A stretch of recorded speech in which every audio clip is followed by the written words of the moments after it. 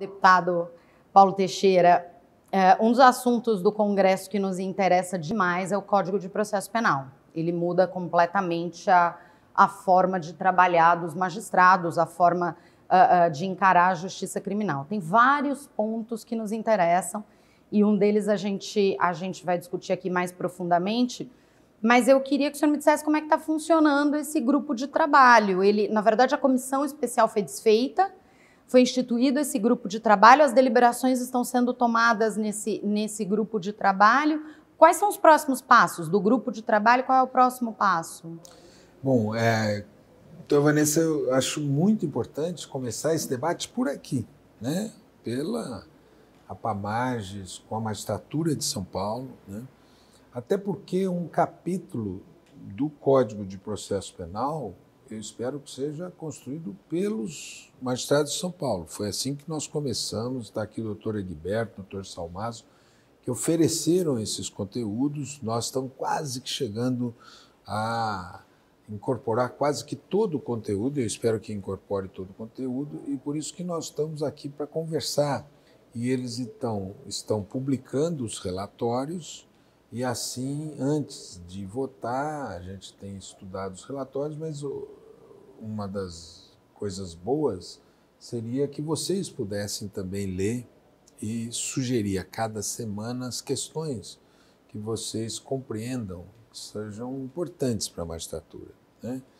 E é por isso que, de um lado, nós queremos construir esse capítulo de justiça restaurativa, que foi obra aqui da magistratura de São Paulo, não só dela, é um grupo maior, tem gente da sociedade civil, mas também a cada capítulo eu espero que a APAMAGES possa reunir os juízes interessados para interferirem lá. A gente tem feito isso, deputado, a gente pegou o projeto, o relatório todo, a gente está dividindo, a gente fez as nossas principais sugestões, o que a gente achou que majoritariamente deveria ser discutido, e todas elas sempre nos preocupando com a presença do juiz para garantir o processo justo, imparcial, livre de vícios, sem desequilíbrio entre as partes. Então, a gente entende que o fortalecimento da figura do magistrado é o que nos interessa, não é defender posições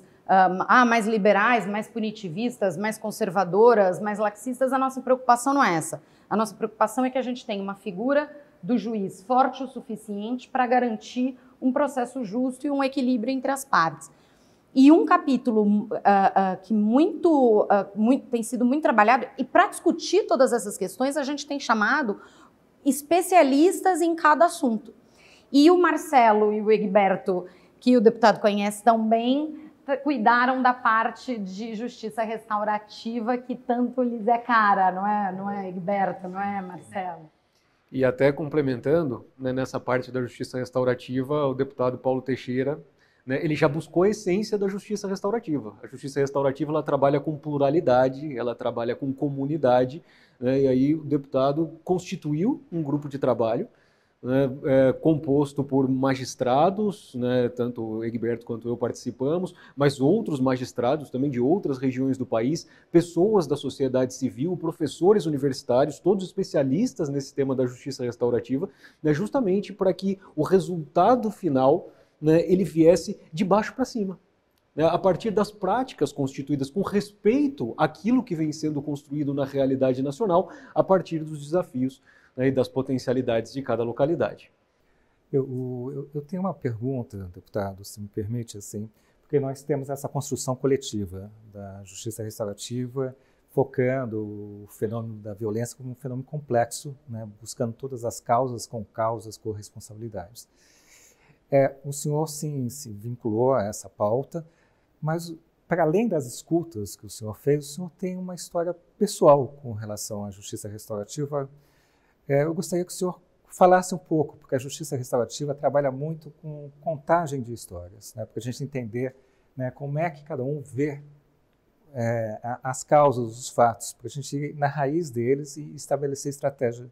Mas, pessoalmente, como é que o senhor, qual foi a primeira vez que o senhor ouviu falar sobre justiça restaurativa e o que trouxe o senhor para essa pauta? Eu tenho um filho que foi advogado, né? Ele se formou em Direito, na PUC, e quando estagiário ele fez estágio com o Cândido Rangel Dinamarco. Mas uma hora ele falou, pai, não é isso que eu quero, né? E foi trabalhar depois no direito criminal. Trabalhou no escritório de advocacia, de um renomado advogado de São Paulo, e mais tarde ele falou, eu queria ir para a pastoral carcerária, né? E foi trabalhar na pastoral carcerária aqui em São Paulo, e trabalhar com o padre Valdir, com a Heide. E ali na pastoral carcerária ele ganhou gosto pelo trabalho e ele foi me mostrando que muitos dos presos eram primários, presos que tinham sido presos às vezes por drogas, por crimes de menor potencial ofensivo, e foi me mostrando que aquele trabalho era um trabalho que deveria ter outra abordagem. E esse meu filho foi convidado, né, para trabalhar numa diocese na Amazônia, na divisa com a Colômbia, com a Venezuela e com a Colômbia. Tinham 4 advogados na cidade, né? Ora tinha juiz, ora não tinha. Ora tinha promotor, ora não tinha. Chama-se São Gabriel da Cachoeira. 94% indígena. E ele foi trabalhar lá. E o bispo, quando ele chegou, fez uma ligação logo dele com as comunidades indígenas e logo também com o cárcere, porque ele vinha de uma experiência da pastoral carcerária. E ali ele viu que as razões das prisões também, já não havia mais razões para eles continuarem presos, muitos deles continuavam presos porque não tinha juiz ou não tinha promotor. E aí ele chegou e ajudou a fazer um acordo com a juíza para que aqueles presos fossem trabalhar, e o bispo abriu uma frente de trabalho para eles, né? E nessa frente de trabalho eles saíram e foram trabalhar. Alguns foram se tratar, eram usuários de droga, foram se tratar, e ele deixou um diário, porque ele faleceu. Ele ficou 90 dias e deixou um diário. E uma hora ele fala no diário dele, eu acho que a questão aqui é a justiça restaurativa, né? É a composição, aqui eu acho um lugar que não tinha, ora o juiz estava lá, ora não estava, ora estava a promotora, ora não estava, e nunca coincidia onde estavam juízes e promotores. E ele falava, acho que a questão aqui é da justiça restaurativa, que muitas das penalidades ali podiam ser resolvidas pela composição, né? Eu me lembro que ele já tinha falecido, que ele faleceu 90 dias depois da ida dele, ele faleceu no dia 1º de junho de 2010. Né? Ele foi para o Rio, antes do almoço, e foi espairecer para ir almoçar, e ele escorregou, era um rio muito forte, em tempo de cheia, e ele foi levado pelo rio, né? Depois a gente encontrou, um dia depois, 40 quilômetros para baixo, que eu fui para lá, a gente se encontrou com a ajuda do Exército, né? E ele deixou um diário dos 90 dias, um pouco mais, 100 dias, desde que ele saiu de São Paulo, foi para a Amazônia, ficou em Manaus 15 dias, depois foi para São Gabriel da Cachoeira. E ele localiza ali a necessidade da justiça restaurativa para resolver aqueles conflitos ali, né? Então aquilo me acendeu um pouco a atenção para a justiça restaurativa, né? Mais tarde eu me lembro que quem falava muito de justiça restaurativa era uma desembargadora aqui, a Kenaric, que era uma desembargadora que falava muito de justiça restaurativa.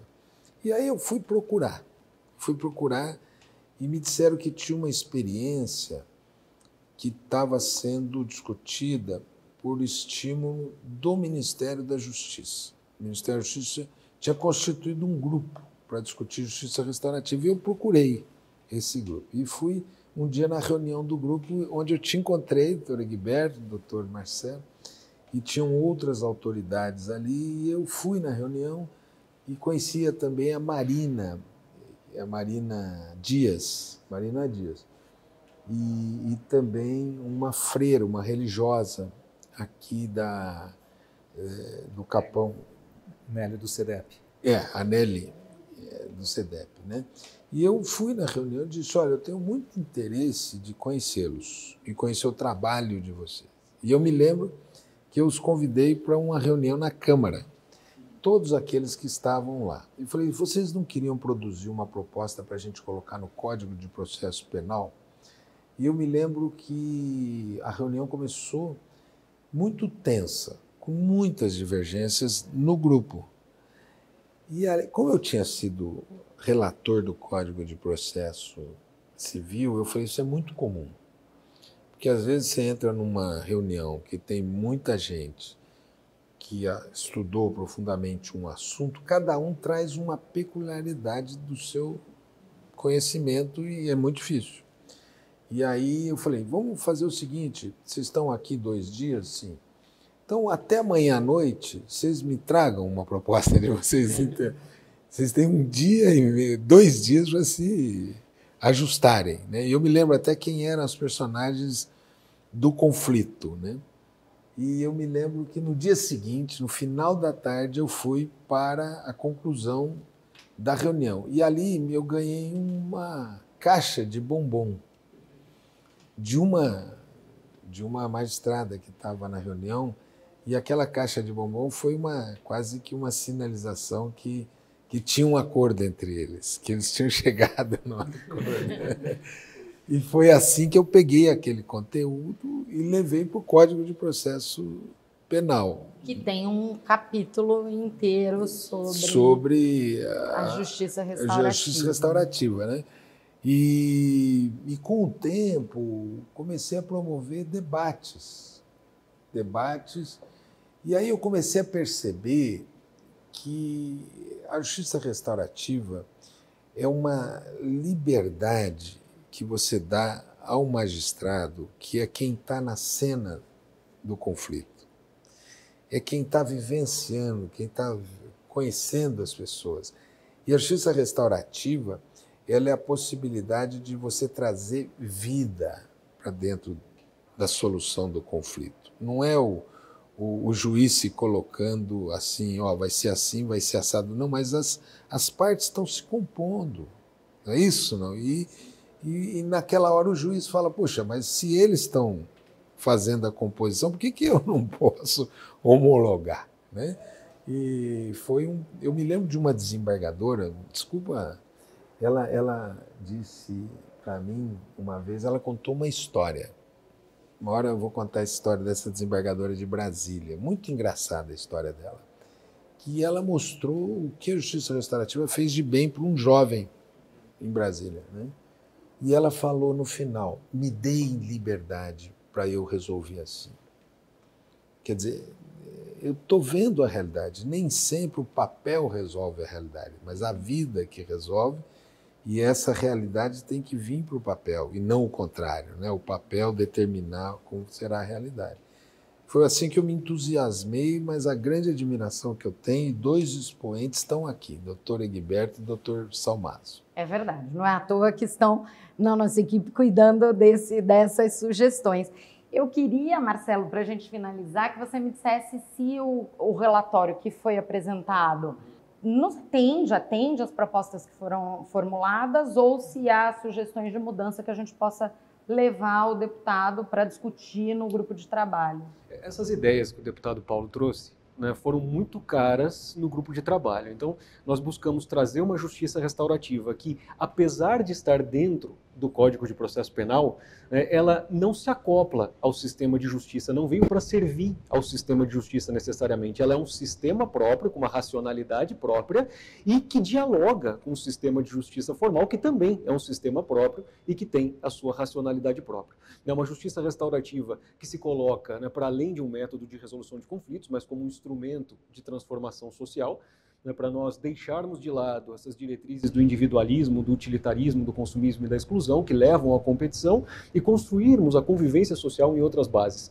né, na lógica da tolerância, do diálogo, do atendimento de necessidades, da construção de responsabilidades individuais e coletivas. A justiça restaurativa trabalha com essa ideia. Quem fez tem sim responsabilidade pelo que fez, né, no sentido de reparar o dano, no sentido de se posicionar de uma forma positiva na comunidade, mas não fez isso sozinho. Existem uma série de corresponsabilidades, né, da sua família, da comunidade, do poder público que falharam também na história de vida dessa pessoa, entendendo a questão da violência como um fenômeno complexo. Então, uma justiça restaurativa que tem na sua essência, que tem na base da sua construção a comunidade. Comunidade entendida em sentido amplo. O juiz, ele faz parte, né, também dessa comunidade. Então, ele sai da sua função jurisdicional e ele passa a ser um gestor, também junto com os outros parceiros da sociedade, desse contexto comunitário, né, que é a base da construção da justiça restaurativa e que vai participar também das práticas restaurativas nessa linha, né, de uma construção, né, de uma solução para aquele conflito que parta da responsabilidade e também da corresponsabilidade coletiva. Né? E nessa linha de ideias, né, nós trouxemos ali no grupo de trabalho, né, deputado, algumas ideias, por exemplo, da presença da comunidade, que isso é muito importante, né, de esse capítulo de justiça restaurativa que está ali presente, né, eles são uma porta aberta para derivar os conflitos do judiciário para a justiça restaurativa e para que depois os acordos eles sejam reconhecidos. Então, a derivação para fora do sistema de justiça, né, para os espaços qualificados em que a justiça restaurativa acontece, e depois que o sistema de justiça formal reconheça esses acordos no sentido, né, de distinguir, né, esses processos.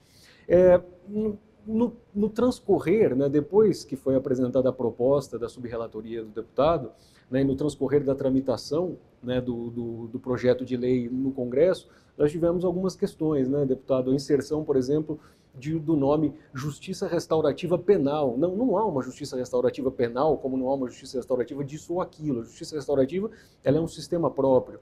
Né? Esqueceu-se ali da comunidade, né, como um dos objetivos da Justiça Restaurativa. Né? Dizia-se também que a Justiça Restaurativa seria feita nas salas de audiência, né? Sendo que não, existem espaços qualificados para a Justiça Restaurativa e também, né, por fim, né, havia muitas restrições para a extinção do processo a partir dos acordos restaurativos. Nós apresentamos parecer, né, aqui pela APAMAGES, também pela MB, né, o deputado Paulo foi muito cuidadoso com essa questão, né, deputado, no sentido de retomar, né, aquela proposta original, né, com a qual o deputado havia se comprometido, até por esse compromisso histórico e pessoal que ele tem com a justiça restaurativa, de maneira que muito do que, ou praticamente tudo do que foi proposto originalmente, voltou à tona nessa nova versão do projeto de lei. Talvez nós precisemos batalhar um pouquinho ainda mais, deputado, para essa ideia de extinção do processo, né, quando os acordos restaurativos eles atingem o resultado final. Então, assim, existe uma possibilidade, né, de derivar ou não para a justiça restaurativa, mas uma vez derivado, né, que o juiz ele acolha e extinga o processo. Então, o deputado já sabe que vai receber um ofício meu e uma visita minha muito em breve. Eu quero te parabenizar, porque você tem feito um trabalho no Congresso Nacional muito intenso, ajudado muito no debate, levado várias contribuições e também integrado os magistrados nesse debate lá. Então, parabéns pelo seu trabalho e quero aqui também mencionar 3 pessoas. Em Brasília, 2 juízas, a Catarina, né, e a Gláucia Foley. Né? E aqui em São Paulo, a memória do Antônio Carlos Malheiros, porque eu acho que ele era a justiça restaurativa encarnada. Em pessoa, encarnada, é verdade. Paulo é um deputado, já falei isso antes, repito agora, que sempre nos recebe, sempre nos ouve. Podemos convergir, podemos divergir, mas sempre mantemos o diálogo. Paulo, as portas do gabinete estão sempre abertas.